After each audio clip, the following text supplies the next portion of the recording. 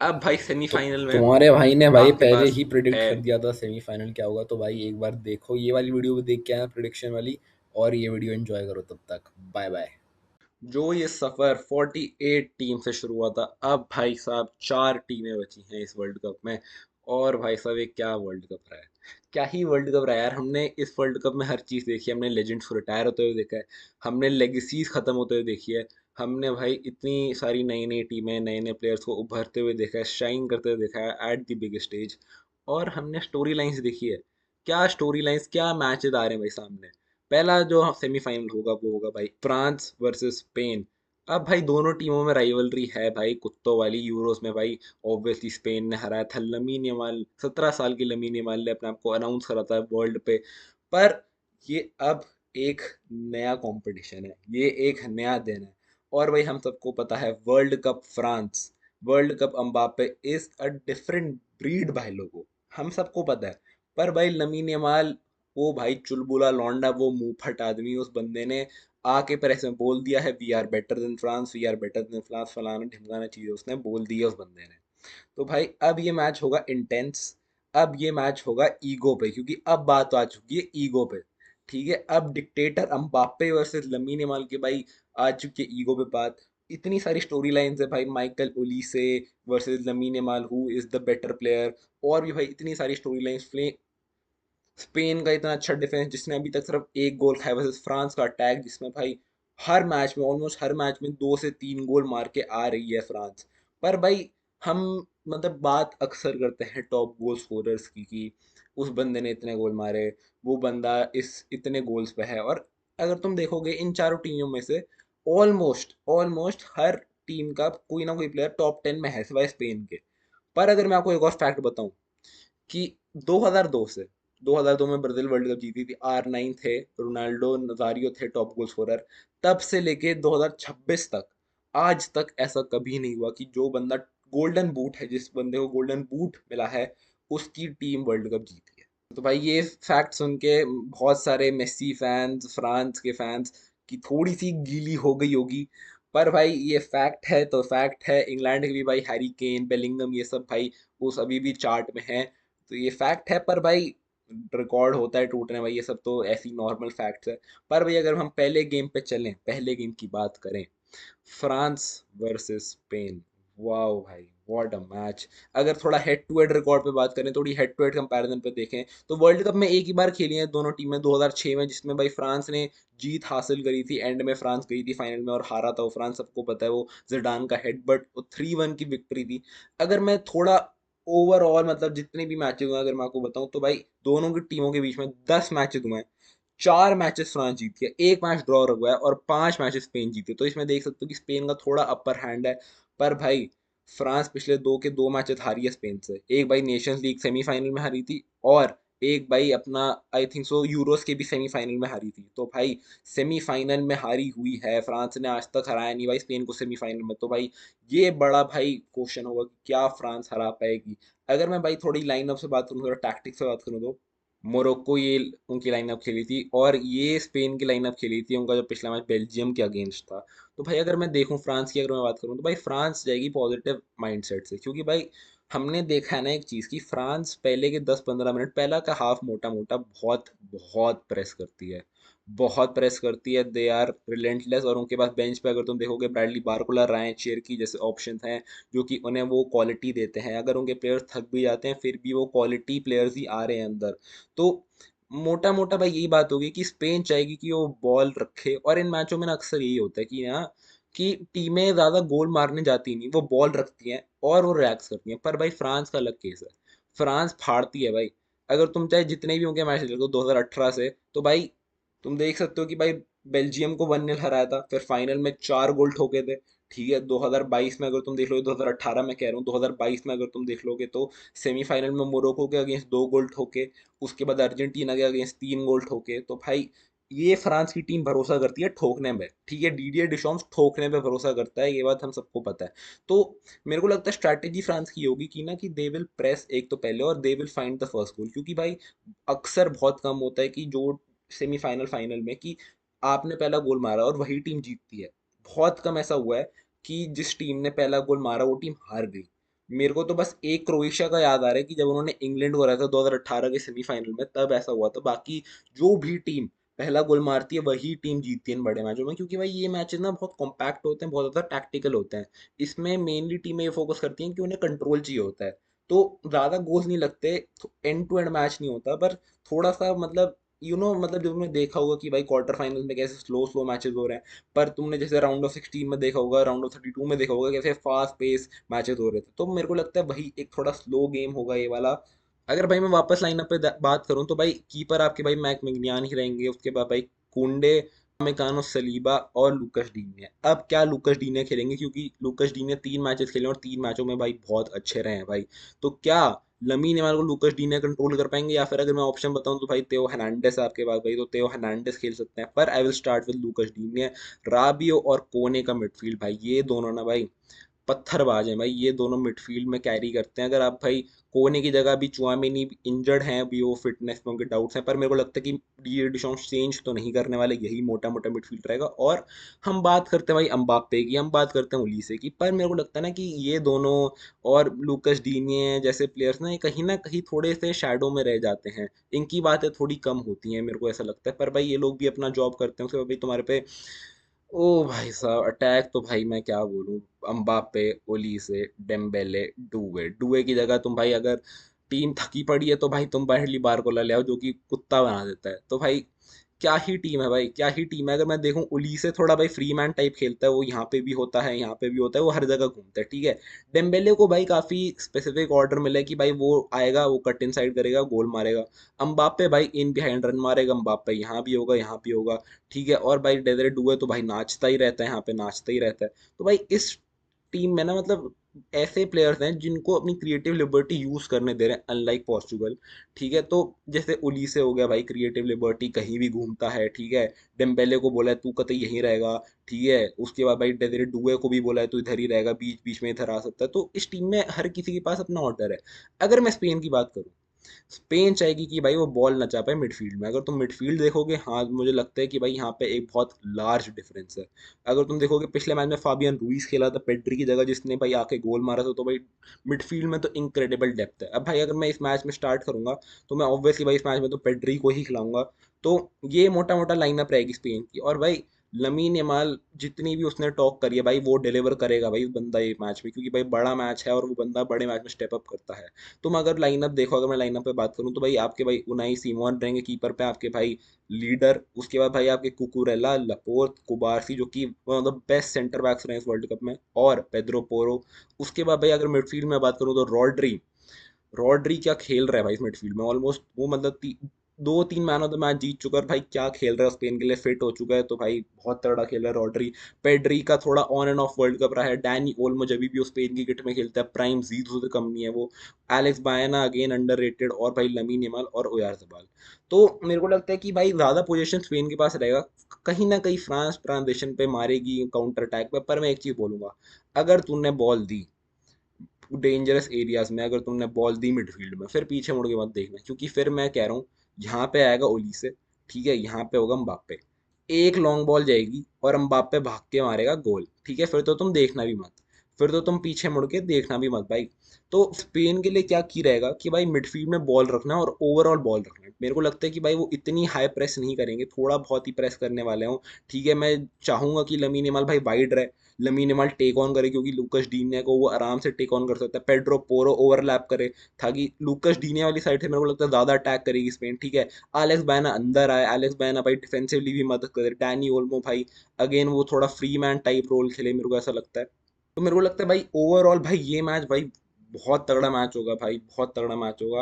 Obviously भाई हम predictions बाद में करेंगे भाई इस मैच के लिए, पर जो सेकंड सेमीफाइनल है, ओ भाई साहब ये भी भाई मेरे को लगता है भाई this match has the potential to be the best match world cup का, क्योंकि भाई इस मैच में हिस्ट्री है भाई, इस मैच में हिस्ट्री है। Argentina versus England.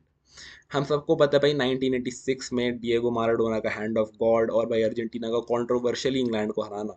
हम सबको याद है भाई 1998 के वर्ल्ड कप में बेक्कम को रेड कार्ड मिलना, और उसके बाद वो हेट रेट, वो मतलब सबसे ज्यादा हेट रेट आदमी बन गए हो फुटबॉल की जगत में। उसके बाद भाई उन्होंने 2002 में अपना रिडेम्पशन लिया और अर्जेंटीना के अगेंस्ट गोल मारा। तो भाई इस मैच में स्टोरी लाइन है, इस मैच में राइवलरी है, और ये पहली बार हो रहा है कि लियोनेल मेसी अपने वर्ल्ड कप करियर में इंग्लैंड के अगेंस्ट खेल रहे हैं भाई।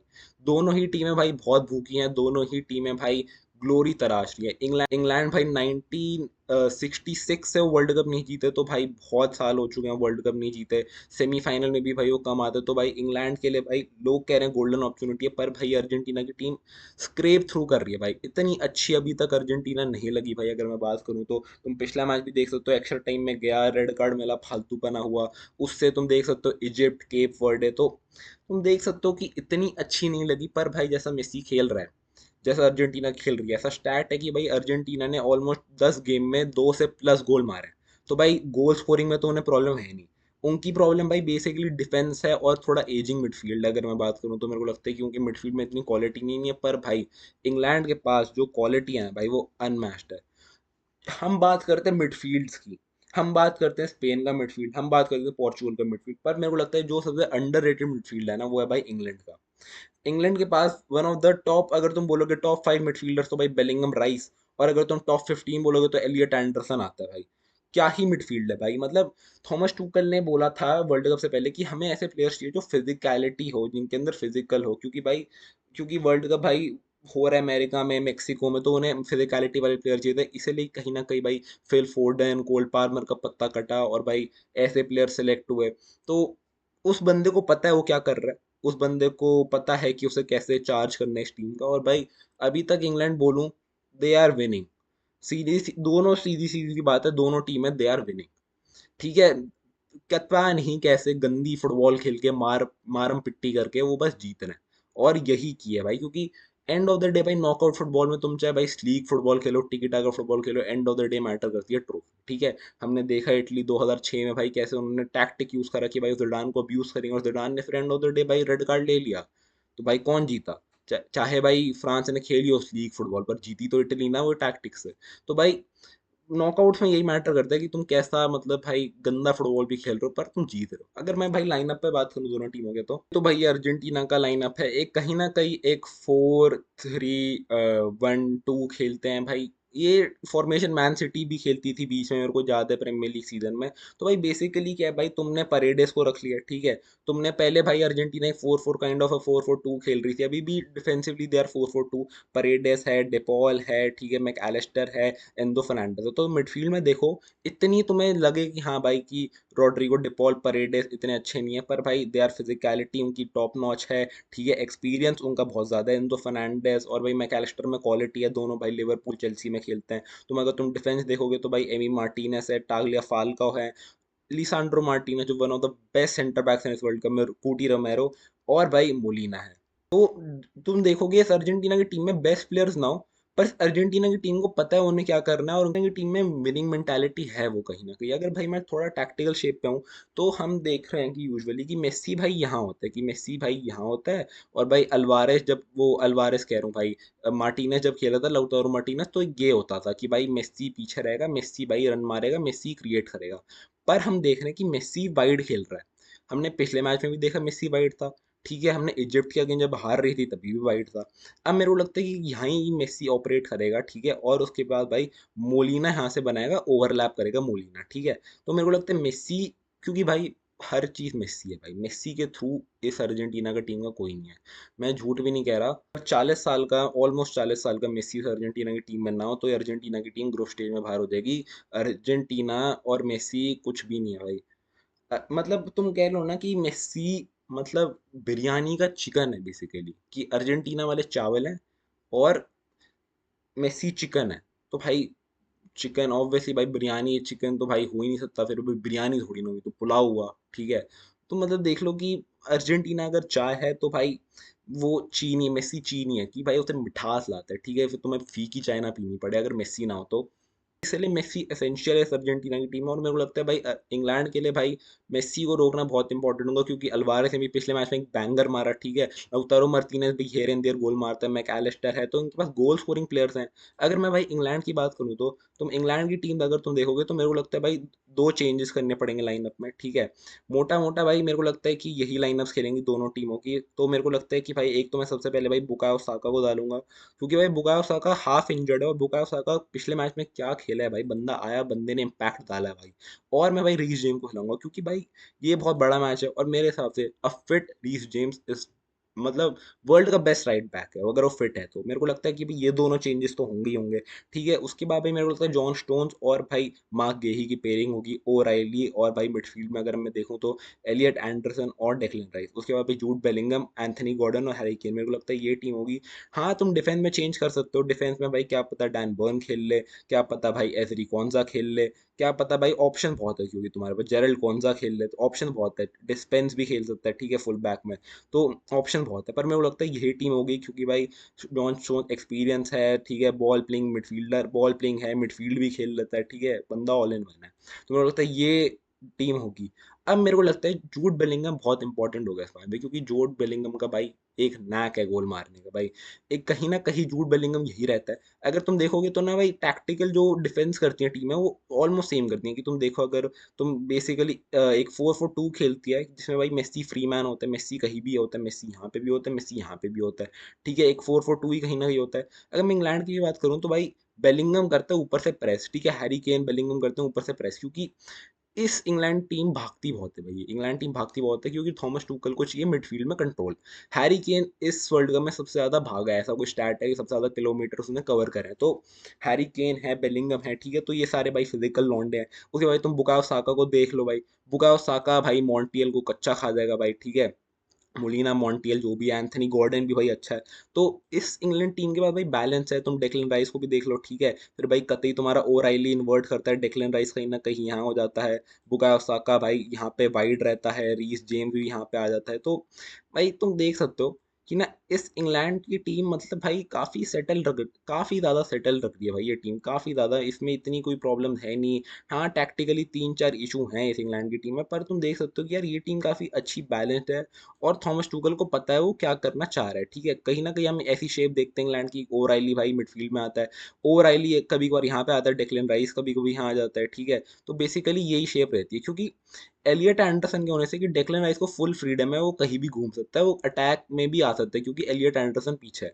अगर तुमने आर्सेनल में खेलते हुए देखा है राइस को, तो यूजुअली क्या होता है, यहाँ पे होता है जुबिमेंडी, ठीक है, और यहाँ होता है राइस, राइस रहता है पीछे। राइस की बेस्ट पोजीशन अगर बताऊँ तो नंबर 8 है भाई, नंबर 8 है, वो बहुत अच्छा है, ठीक है, बेलिंगम भी है। तो इस इंग्लैंड टीम के पास बहुत ज्यादा क्वालिटी है भाई। भाई जो अर्जेंटीना के पास है भाई वो है एक्सपीरियंस, अनुभव, और भाई वो बहुत मैटर करता है ऐसे मैचों में, क्योंकि भाई अर्जेंटीना का ऑलमोस्ट हर प्लेयर एक एक दो दो वर्ल्ड कप खेले, और इंग्लैंड के पास इतने अनुभवी प्लेयर नहीं है जो कि भाई इतने सारे वर्ल्ड कप खेले भाई। उनका कुछ लोगों का पहला वर्ल्ड कप है, कुछ लोगों का भाई सेमीफाइनल पहला है भाई वर्ल्ड कप का। तो अनुभव भाई ऑब्वियसली भाई अर्जेंटीना की टीम के पास ज्यादा है, और वो सेमीफाइनल में बहुत मैटर करता है। पर अगर भाई मुझे प्रोडिक्शन देनी है तो पहले मैच की, फ्रांस वर्सेस स्पेन, ओ भाई साहब, देखो भाई मेरे को लगता है वो मैच काफी टाइट होगा, पर मेरे को लगता है कि भाई I would go for a 2-1 France की विन। मेरे को लगता है कि भाई फ्रांस के पास बहुत क्वालिटी है कि भाई वो स्पेन को हरा दे, और स्पेन कन्विंसिंग लगी नहीं भाई। मिगेल मुरीनो आके बचा रहा है भाई तुम्हें, मिगेल मुरीनो भाई 10 मिनट खेलता नहीं, वो बंदा तुम्हें बचा रहा है भाई, ठीक है। तो मेरे को लगता है कि भाई इस वर्ल्ड कप में इतनी अच्छी नहीं दिखी भाई, ठीक है, तो मेरे को लगता है कि भाई फ्रांस जीतेगी। और भाई तुम देख सकते हो, अगर मैं थोड़ी फ्रांस की बात करूँ तो यार दे आर लुकिंग सेटल भाई। अगर वो इस साल का वर्ल्ड कप नहीं भी जीतते तो अगले 10 साल में एटलीस्ट दो वर्ल्ड कप जीत जाएंगे, क्योंकि ये डीडियर डिशॉम्स का लास्ट वर्ल्ड कप होगा। उसके बाद तुमने जिनेडिन जिडान को तुमने 10 साल के लिए और रख लिया, ठीक है, इस बार जिनेडिन जिडान कोच बनेंगे। तो भाई ये सेटल टीम है भाई, तो मेरे को लगता है कि भाई फाइनल फ्रांस तो जा ही रही है भाई, 2-1 की विक्ट्री, ठीक है। मेरे को लगता है प्लेयर टू वॉच आउट भाई किलियन एम्बाप्पे, हार्ड वर्किंग मजदूर, मेरे को लगता है कि राबियो होगा और कोने होगा। अगर मैं भाई अर्जेंटीना और भाई इंग्लैंड की बात करूं तो भाई England has some score to settle भाई, 1986, ठीक है। जैसे भाई बेकम पे, जबकि भाई अगर तुमने वो बेकम वाला फाउल देखो तो बेकम ने कुछ करा भी नहीं था, डिएगो सिमियोने ने ज़्यादा ओवर रिएक्ट करा था, अगर तुम्हें याद हो वो वाला मैच तो भी। तो मेरे को लगता है कि England is winning this game. बहुत हार्ट ब्रेकिंग है, ठीक है, पर मेरे को लगता है इंग्लैंड ये मैच जीत रही है। इंग्लैंड 3-1 ये मैच जीत रही है। I think Jude Bellingham, Harry Kane, Saka, Rice, Elliot Anderson, quality बहुत ज़्यादा है। और अर्जेंटीना की टीम ओवर डिपेंडेड है मेसी के ऊपर। उसकी भाई कमर दर्द करी होगी मेसी की भाई। तो भाई ये मेरी प्रिडिक्शन है भाई। आप भाई ऑब्वियसली अपनी प्रिडिक्शन कमेंट सेक्शन में बताना, आपको आपके क्या थॉट्स हैं। और भाई और भी ऐसी वीडियोस के लिए सब्सक्राइब कर देना चैनल को। अंटिल देन भाई bye bye, stay happy, stay safe and peace out.